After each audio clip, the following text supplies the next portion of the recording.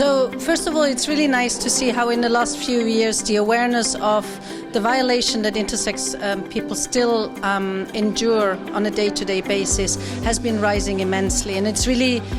time now actually to take the necessary steps to introduce legislation to fully protect those rights. And it's encouraging to see how not only Malta has taken that step and has really taken the lead in Europe of banning interventions on intersex children, but also having an X marker, and in many different areas actually ensuring the protection of intersex rights, but also other governments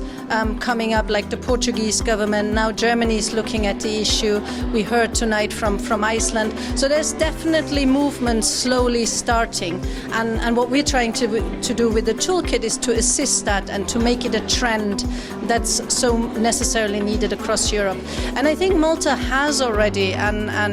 can do even more and even longer to show political leadership in that, put the issue on the agenda with events like tonight in Brussels, on the agenda of the European Commission in the European Parliament, but also in conversations with other governments, share expertise and experiences. I think for Malta itself, obviously the legal protection is there, and it's now a question of how do we actually through policies and in implementation make sure that that's actually improving the lives of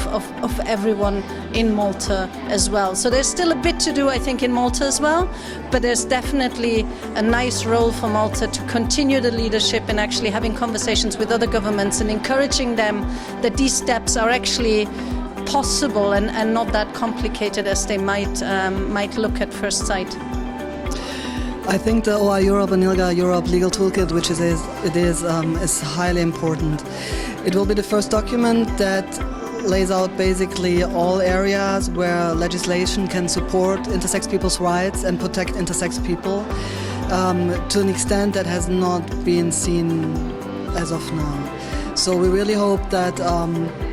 policymakers, lawmakers will use the toolkit when they address intersex human rights violations and discrimination intersex people face.